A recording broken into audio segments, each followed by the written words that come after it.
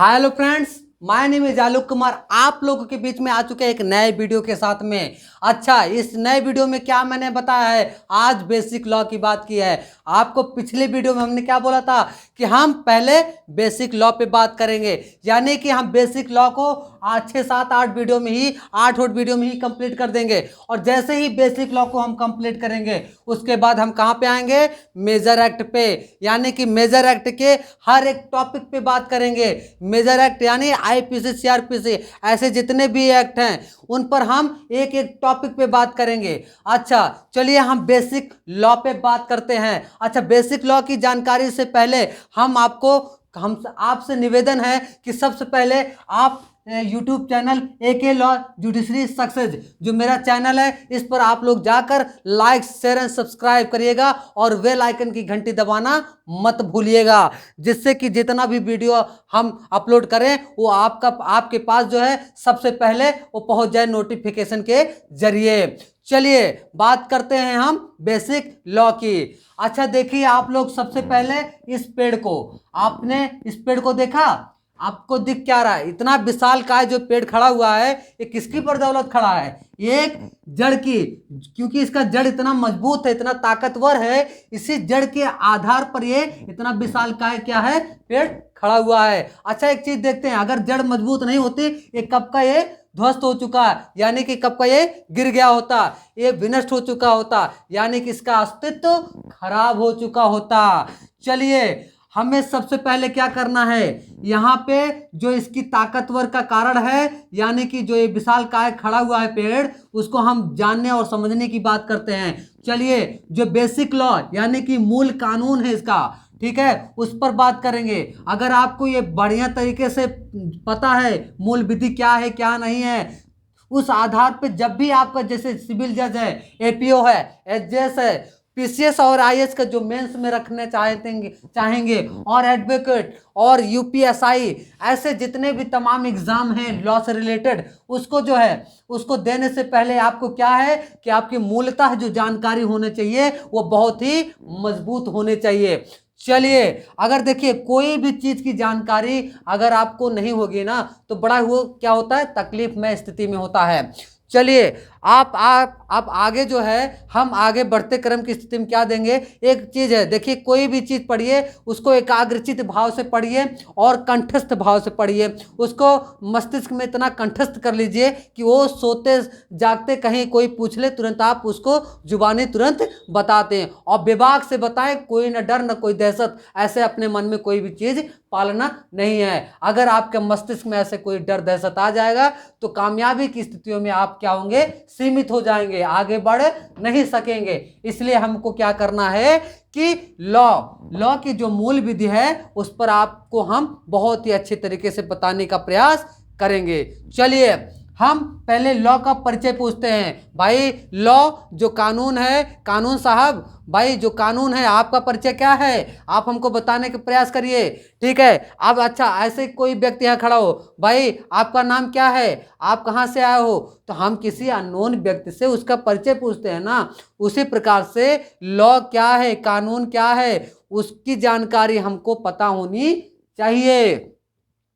चलिए हम बात करते हैं ऐसे जो लॉ का मतलब, लॉ क्या है यानी कानून क्या है, एक ऐसे नियमों का समूह जिसमें किसी अपराध की परिभाषा और दंड का प्रावधान दिया गया है, यानी कि अपराध की जो परिभाषा है और दंड है उसका इसमें कानून में प्रावधान दिया गया है। चलिए अब आगे बढ़ते क्रम की स्थिति में हम क्या देखते हैं, दृढ़ संकल्प हो जाइए किसी भी चीज को करने के लिए, ठीक है। अपने अगर किसी चीज की कामयाबी प्राप्त करना है तो दृढ़ संकल्प होकर अपने कर्तव्यों का क्या करिए, निर्वहन करिए। चलिए हम जानते हैं क्या लॉ की जरूरत क्यों है। अच्छा, लॉ की जरूरत इसलिए है क्योंकि हमें समाज में जो अपराध होते हैं ना उसको बढ़ने ना पाए, उसको रोका जाए, इसलिए हमें लॉ की जरूरत पड़ती है। यानी कि जो समाज में वृद्धि बढ़ रही है अपराधों को, उसे हमें सीमित करना, यानी उसको छोटा करना, यानी कि उसको हमें बढ़ने नहीं देना ऐसे अपराधों को समाज में, क्योंकि ये वो क्या होता है, नुकसान पहुंचाता है, वो क्षति का कारक होता है। ऐसे व्यक्तियों को, ऐसे अपराधी व्यक्तियों को उसको क्या है, दूर रखना है अपने समाज से, इसलिए समाज में अपराध ना बढ़े, यानी कि लॉ की जरूरत इसीलिए है। चलिए दूसरी बात करते हैं। नैतिक समाज के निर्माण के लिए सबसे पहले हमें क्या जरूरत पड़ती है? लॉ की, यानी कि समाज में अगर नैतिकता को कायम बनाए रखना है तो हमें इसी नैतिक समाज के निर्माण के लिए हमें लॉ की जरूरत पड़ेगी। चलिए तीसरे पॉइंट पे बात करते हैं। आइए, जो दंड होता है, दंड को परिभाषित कहाँ किया जाता है? उसको आईपीसी में किया जाता है, यानी कि आईपीसी के द्वारा उसको किया गया है, यानी कि इंडियन पैनल कोड जो 1860, यानी कि जो इसकी अधिनियम संख्या है वो कितना है? वो 45 है, यानी कि 45। चलिए अब आगे बढ़ते हैं हम आगे। कानून क्या है? कानून के दो रूप, यानी कि सिविल मामला और क्रिमिनल मामला, यानी कि दीवानी मामला और एक दूसरा है ये आपराधिक मामला। यानी कि हम दीवानी मामले को समझेंगे और आपराधिक मामले को समझेंगे, यानी कि सिविल लॉ और जो क्रिमिनल लॉ है इसके बारे में जानने के हम इच्छुक हैं और जानना भी चाहेंगे, और क्या है क्या नहीं इसको आप लोग भली बात रूप से समझिए। चलिए देखते हैं दीवानी मामले। दीवानी मामले जो सिविल लॉ जो होते हैं वो किससे रिलेटेड होते हैं? सीपीसी यानी कि सिविल प्रोसीजर कोड। ये सिविल प्रक्रिया जो संहिता होती है 1908, ये रिलेटेड होता है किससे? दीवानी मामलों से, यानी कि 1908 जो सिविल प्रक्रिया संहिता है ये रिलेटेड किससे है? दीवानी मामले से। चलिए दीवानी मामले किससे और किससे संबंधित है? ये देखिए इसमें क्या होता है, इसमें आर्थिक जो क्षतिपूर्ति होती है वो देनी होती है। किसमें? सीपीसी में, यानी कि दीवानी मामले में क्या होता है? क्षतिपूर्ति देनी होती है। जैसे एग्जाम्पल में क्या है? जैसे तलाक को लेकर जो मामला हो उसमें, यानी कि जमीनी स्तर की जो जितने भी जमीनी की मामले हैं उसमें, जितने भी किराएदारी की मामले हैं उसमें, ऐसे मामलों में क्या होता है? आर्थिक क्षतिपूर्ति देनी होती है। ऐसे इत्यादि आदि जितने भी मामले आते हैं उन सब पे क्या होता है? आर्थिक क्षतिपूर्ति देनी होती है। अच्छा, इसमें एक बात और देखिए, बहुत निकल के क्या आता है कि ऐसे मामलों में क्या होता है? वो सजा का प्रावधान नहीं होता है, यानी कि इसमें सजा का प्रावधान कहीं नहीं होता है। ठीक है, अगर हाँ इस आधार पे हो सकता है कब अपराध होगा? जब जमीन को लेकर वो झगड़ा कर ले, मारपीट कर ले या किसी की हत्या कर दे।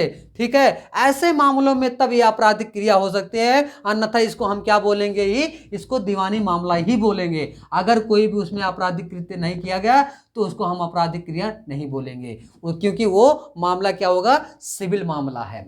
सिविल मामले में सिर्फ आर्थिक क्षतिपूर्ति देनी होती है।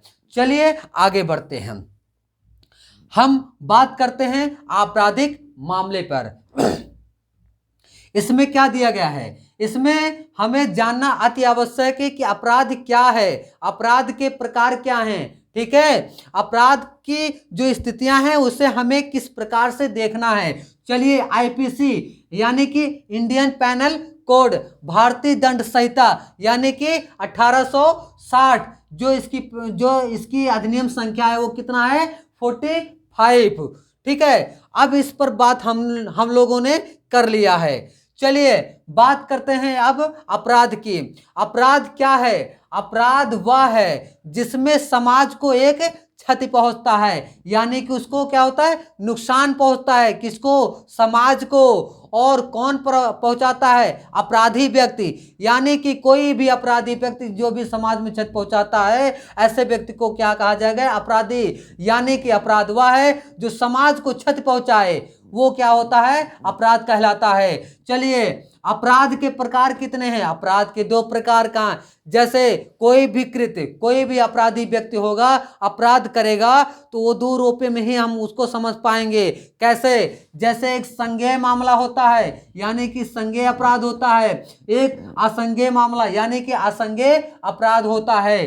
चलिए असंज्ञेय अपराध की बात करते हैं, यानी कि संगीन मामला, यानी कि गंभीर मामला। ये कैसे मामले होते हैं? ये गंभीर मामले होते हैं। चलिए कुछ हम आपको मूलतः जानकारी देने का प्रयास करेंगे। जैसे इसमें जो संगीन मामले होते हैं, जो गंभीर मामले होते हैं, ऐसे मामलों में जो गैर जमानती अपराध होते हैं, ऐसे जो अपराध किए जाते हैं, वो जो संगीन जो अपराध होते हैं वो क्या होते हैं? गैर जमानती अपराध होते हैं। चलिए और आगे बढ़ते क्रम की स्थिति में हम क्या देखते हैं? ये बिना वारंट के गिरफ्तारी कर सकते हैं। इसमें क्या बिना वारंट के गिरफ्तारी कर सकते हैं? और इसमें क्या, जैसे क्या एग्जाम्पल में, जैसे चोरी करते पकड़ा जाए, या लूट करते पकड़ा जाए, या डकैती करते पकड़ा जाए, या हत्या करते हुए पकड़ा जाए, या हत्या कर दिया हो, ऐसे व्यक्ति को क्या होगा? गिरफ्तार किया जा सकता है बिना वारंट के। चलिए और आगे देखते हैं हम क्या चोरी 378 में और इसको दिया गया है और सजा इसको 379। चलिए लूट की बात करते हैं। लूट में हम इसको देखो 390 में देखते हैं और सजा 392 में। और आगे बात करते हैं जो अपराध है वो संज्ञेय, इस पे जैसे डकैती है ना, डकैती 391 में दिया गया और सजा किस में दिया गया है? 395। अच्छा एक चीज और ध्यान दीजिएगा, डकैती और लूट, कभी कहते हैं ना, कभी कभी सवाल उठता है एग्जाम में क्या होता है कि लूट कब डकैती बन जाएगी? यानी कि पहले हम लूट जानते हैं। लूट क्या है? देखिए लूट वो है जैसे कि 2 व्यक्ति हों और 5 से कम व्यक्ति हों, ऐसे व्यक्ति जो काम अपराध की क्रिया करते हैं लूटने का, वो उसको लूट में ही हम परिभाषित करेंगे।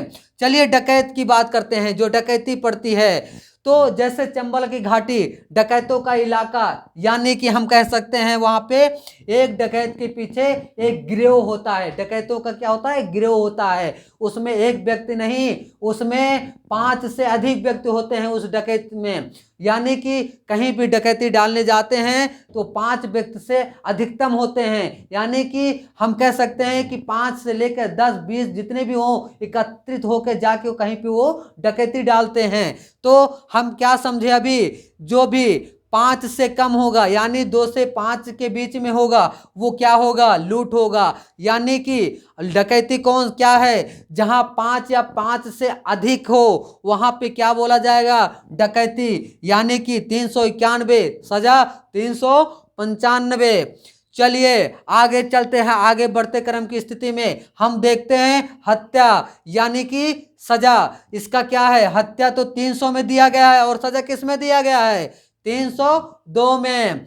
चलिए हम आगे अच्छा एक चीज और क्वेश्चन बनता है कि मर्डर यानी कि 300 और 299 कैपेबल होमोसाइड, इन सब चीजों में अंतर क्या है? तो अंतर के हिसाब से पूछा जाता है क्वेश्चन में कि अंतर क्या है। इसका केस एक आया है, केस क्या है इसका? जब सबसे परफेक्ट केस है आर वर्सेस गोविंदा। इस आधार पे दोनों का डिफरेंट दिखाया जा सकता है। चलिए आगे हम बढ़ते हैं। ऐसा अपराध जो संज्ञेय अपराध होता है, जो संगीन अपराध होता है, वो एक गंभीर अपराध होता है। चलिए और आगे बढ़ते हैं। हम अगले पॉइंट पे पढ़ते हैं। इसमें क्या दिया गया है कि 3 वर्ष या 3 वर्ष से अधिक की अगर सजा है, अगर ऐसी सजा का प्रावधान है तो वो क्या होगा? संज्ञेय, यानी कि वो गंभीर अपराध होगा। चलिए हम आगे बढ़ते क्रम की स्थिति में और आगे क्या देखते हैं? ये देखते हैं सजा। अच्छा सजा किन आधारों पर निर्धारित किया जाता है? ये 2 आधारों पे, पहला पुलिस प्रक्रिया के आधार पर, दूसरा न्यायिक प्रक्रिया के आधार पर। इन दोनों प्रक्रियाओं के आधार पर और एविडेंस और चार्जशीट जो हम कानून में प्रदर्शित किए जाते हैं, उन सब चीज़ों के आधार पर जो जजमेंट यानी कि सजा सुनाया जाता है, किसके 2 रूप में, इसको याद रख लीजिएगा। सजा पुलिस प्रक्रिया के आधार पर और न्यायिक प्रक्रिया के आधार पर ये अंतिम स्थिति में ये निर्णित किया जाता है कि सजा किसको मिलनी चाहिए। एविडेंस जिसकी तरफ अच्छा होगा, जिसका एविडेंस अच्छा होगा, जिसकी मजबूत होगी, वही व्यक्ति जो है छूट जाएगा। यानी कि जो व्यक्ति मुलजिम होगा, जो व्यक्ति अपराधी होगा, वो छूटेगा नहीं, वो सजा का दायित्वाधीन होगा। वो मतलब यानी कि वो जो सजा प्राप्ति करेगा वो इसी दोनों के कारण, यानी कि पुलिस प्रक्रिया और न्यायिक प्रक्रिया। चलिए बात करते हैं आगे असंज्ञेय अपराध। ठीक है।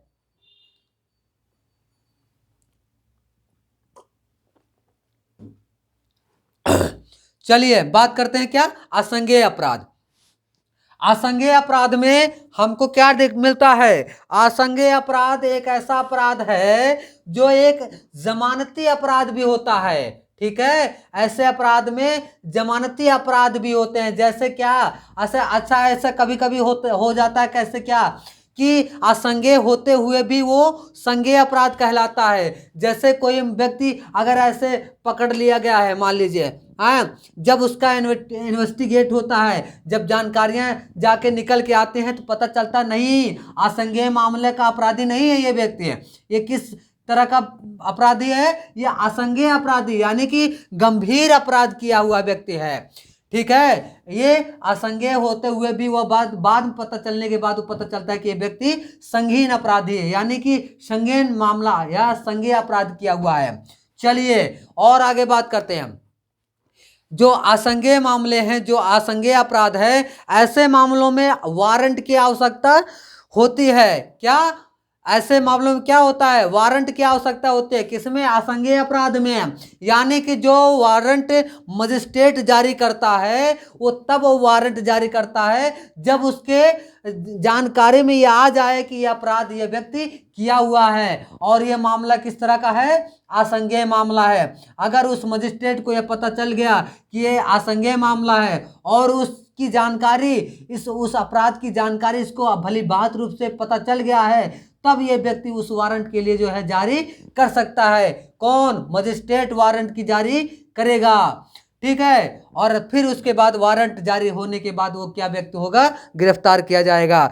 चलिए और आगे बढ़ते हैं। अच्छा, दंड के बाद जितनी भी प्रक्रिया होती हैं, सारी प्रक्रिया वो कहाँ जाता है, CRPC यानी कि क्रिमिनल प्रोसीजर कोड। जो ये कहाँ होगा, ये जो क्रिमिनल प्रोसीजर कोड है वो 1973 यानी कि जो एक्ट है, इस आधार पे दंड के बाद सारी प्रक्रिया कहाँ होगी, CRPC में होगी। ये कहाँ बताई गई है, CRPC में। चलिए हम और बात करते हैं आगे बढ़ते क्रम की स्थिति में। अपराध करने वाला व्यक्ति के मन में किस तरह से भाव जगता है। कोई भी अपराध करता है तो किस तरह से इसके मन में ऐसे विचार लाता है। बहुत सारे कारण हो सकते हैं उसमें। जब वो साक्ष्य एविडेंस वहाँ प्राप्त किया जाता है, उसकी जानकारी होने के बाद ऐसे व्यक्तियों को सजा भी दिया जा सकता है। अगर वो सही रहा तो उस व्यक्ति को छोड़ दिया जाता है। चलिए बात करते हैं इस व्यक्ति की। जो ये व्यक्ति बड़ा ही मासूम दिख रहा है, लेकिन इस व्यक्ति के मन में कितना बड़ा घृणा या किसी प्रति कितना आपराधिक कृत्य करने का इसके माइंड में, दिलो दिमाग में बैठा हुआ है। अच्छा, देखने से भी अगर एक रूप से देखा जाए तो ये बहुत ही खतरनाक व्यक्ति है। ठीक है, ये दिखने में भले बहुत सीधा है, लेकिन हो सकता है ये बहुत खतरनाक हो। और कुछ लोग दिखने में बहुत खतरनाक होते हैं और बहुत सीधे होते हैं, और कुछ लोग तो अगर दिखते भी खतरनाक है होते भी खतरनाक हैं। ठीक है, और जो लोग होते भी सीधा हैं दिखाई भी देते सीधा हैं। ठीक है, चलिए हम बात करते हैं इस व्यक्ति पे। ये व्यक्ति कोई भी अपराध करेगा ना, तो अपराध करने से पहले इसके दिलो दिमाग में कुछ बातें इसको इंटेंशन के प्रति एक जागरूक करेगा। अपने मन में एक उत्साह, मतलब उस चीज को करने के लिए एक बार इसके मन में दिमाग में आ गया कि इस चीज को कैसे किया जाए, तो ये व्यक्ति क्या करने लगता है, ऐसा व्यक्ति जो है तैयारियां बनाने लगता है अपराध को करने के लिए। ऐसा व्यक्ति के मन में एक इंटेंशन आता है कोई भी अपराध करने के लिए, और ऐसे व्यक्ति के मस्तिष्क में ऐसे कई प्रकार के जितने भी अपराध करने होते हैं। कुछ व्यक्ति तो जो अपराधी होते हैं आदतन अपराधी होते हैं, उनको आदत से पड़ जाती है, उनको अपराध से कोई मतलब नहीं, अपराध कर दिया उनको अच्छा भी लगता है। कुछ तो साइको टाइप के व्यक्ति होते हैं, अपराध करने का एक मतलब उनको बड़ा अच्छा खुशी महसूस होता है। तो ऐसा, चलिए बात करते हैं फिर आगे। जो व्यक्ति अपराध की क्रिया में लिप्त हो जाता है वो कौन सा, उसमें चेक किया जाएगा, समझा जाएगा कि ऐसा व्यक्ति जो अपराध है इंटेंशन की भावना से किया है कि किस भावना से किया है, या पहले से इसके मन, इन्होंने जो है क्या किया, मन बना लिया था क्या करने का, अपराध करने का। तो ये दो रूप में समझा जाएगा। एक तो मेंसरिया जो मन स्थिति है, ठीक है, वो मेंसरिया यानी कि मन स्थिति के आधार पर समझा जाएगा कि ये क्या है, ये व्यक्ति किस तरह का अपराधी है। अगर उस जो जितना उसने इंटेंशन पाला अपने दिमाग में, उस इंटेंशन के आधार पर जो भी वो कार्यान्वयन उस अपराध के प्रति क्रिया किया, तो वो व्यक्ति कहाँ हो जाएगा, फिर वो आईपीसी के आधार पर दंडित, उसको पता चलेगा कि हाँ ये व्यक्ति क्या किया हुआ है, दंडित मामला है, यानी कि ये जो है आपराधिक व्यक्ति है, आपराधिक मामला है, तो ऐसे व्यक्ति को सजा सुनाया जाता है। ठीक है, ये ह्यूमन यानी कि जो मानव है, ये एक योजना बनाता है किसी चीज को करने के लिए, और ऐसी योजना को जो कार्यान्वयन में जब ला लेता है, तो ये व्यक्ति क्या करता है, एक समाज में क्षति पहुंचाता है, यानी कि नुकसान देता है। ठीक है, और इन सब चीज़ों को ध्यान में रखते हुए हमें कुछ बहुत सारी चीज़ों का आपको पता चला कि हाँ बेसिक लॉ क्या है। चलिए हम कुछ थोड़ी सी बात कर लेते हैं कि आपको जो मेजर एक्ट हैं, ठीक है, जैसे आईपीसी है, सीआरपीसी, एविडेंस, कॉन्स्टिट्यूशन और टीपीए और सीपीसी, कॉन्स्टिट्यूशन, कॉन्ट्रैक्ट, जूरिस्प्रूडेंस और इंटरनेशनल ऑर्गेनाइजेशन। अगर आपका ये तैयार है तो जो जुडिशरी के जो है आपका जो प्री का पेपर होगा, जो सेकंड पेपर होता है, वो पेपर में आपको ये बहुत ही लाभदायक होगा। चलिए आगे चलते हैं। एपीओ में आपको एपीओ में क्या करना है, आईपीसी, सीआरपीसी, एविडेंस और कॉन्स्टिट्यूशन, इसको आपको क्या करना है, बहुत ही अच्छी तरीके से समझ लेना है।